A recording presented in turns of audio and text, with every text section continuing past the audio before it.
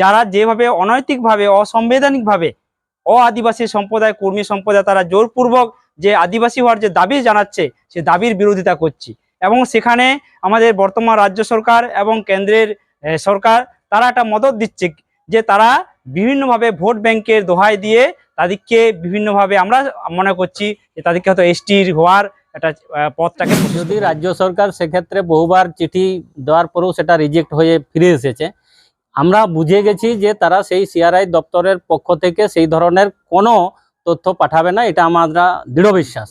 কিন্তু তথাপি পশ্চিমবঙ্গ সরকার যদি রাজনীতি বা ভোটের অধিকারে বা ভোটের জন্য যদি তারা এটা পাঠায়, তাহলে আদিবাসী সংগঠনগুলোও দেখিয়ে দেবে যে তারাও ভোটটা কিভাবে করতে। আমরা ইউনাইটেড ফোরাম অফ অল আদিবাসী অর্গানাইজেশনের পক্ষ থেকে আগামী 29 তারিখে কলকাতা রানী রাসমণি রোডে বিরাট বিক্ষোভ সমাবেশের আয়োজন করেছি। সেই বিক্ষোভ সমাবেশে মূলত আমরা যে সমস্ত দাবি রেখেছি তার মধ্যে আদিবাসীদের ইতিহাস বিকৃতির মাধ্যমে ক্ষত্রিয় কুর্মী বা কুর্মী মাহাতোরা যেভাবে এসটি হওয়ার যে চক্রান্ত, এটা দাবি রাখা হয়েছে।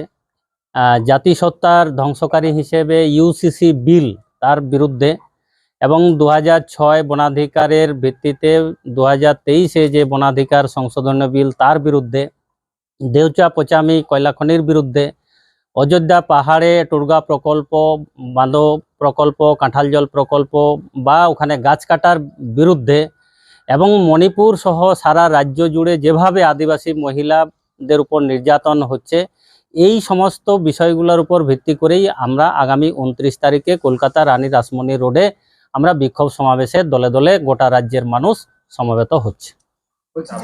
সামনে লোকসভা নির্বাচন, তো এই অবস্থায় তাদের যদি এই দাবি মেনে নেওয়া হয় সেক্ষেত্রে আপনারা এখন যদি রাজ্য সরকার সেক্ষেত্রে বহুবার চিঠি দেওয়ার পরেও সেটা রিজেক্ট হয়ে ফিরে এসেছে, আমরা বুঝে গেছি যে তারা সেই সিআরআই দপ্তরের পক্ষ থেকে সেই ধরনের কোনো তথ্য পাঠাবে না, এটা আমরা দৃঢ় বিশ্বাস। কিন্তু তথাপি পশ্চিমবঙ্গ সরকার যদি রাজনীতি বা ভোটের অধিকারে বা ভোটের জন্য যদি তারা এটা পাঠায়, তাহলে আদিবাসী সংগঠনগুলোও দেখিয়ে দেবে যে তারাও ভোটটা কিভাবে করতে জানে, তারাও ভোটটা কোন দিকে করতে জানে। সেটাও কিন্তু এই ইউনাইটেড ফোরাম অফ অল আদিবাসী অর্গানাইজেশনের যারা নেতৃত্ব আছে তারাও কিন্তু সেটা দেখিয়ে দেবে। আমার নাম তপন কুমার সর্দার, ইউনাইটেড ফোরাম অফ অল আদিবাসী অর্গানাইজেশনের জয়েন্ট কনভেনার। তীব্রতর করছে এই পরিস্থিতিতে কি আপনারাও আন্দোলনে পাল্টা আন্দোলন করতে নামছেন? আমাদের আন্দোলনটা কিন্তু অনেক দিন থেকেই চলছে, কর্মীরা আন্দোলন করছে এবং তার পরিপ্রেক্ষিতে আমাদের আন্দোলন চলতেই থাকবে। যারা যেভাবে অনৈতিকভাবে অসাংবিধানিকভাবে আদিবাসী সম্প্রদায় কর্মী সম্প্রদায় তারা জোরপূর্বক যে আদিবাসী হওয়ার যে দাবি জানাচ্ছে সে দাবির বিরোধিতা করছি। এবং সেখানে আমাদের বর্তমান রাজ্য সরকার এবং কেন্দ্রের সরকার তারা একটা মদত দিচ্ছে যে তারা বিভিন্নভাবে ভোট ব্যাংকের দোহাই দিয়ে তাদেরকে বিভিন্নভাবে আমরা মনে করছি যে তাদেরকে হয়তো এসটির হওয়ার একটা পথটাকে প্রশস্ত করে দিচ্ছে। তো এই পরিস্থিতিতে আপনারা তো আগামী দিনে 29শে সেপ্টেম্বর ডাক দিয়েছেন, কি হবে সেখানে? সেখানে বিক্ষোভ মিছিল, বিক্ষোভ সমাবেশ হবে এবং আমাদের সেখানে মেমোরেন্ডাম দেওয়া হবে রাজ্যপালকে।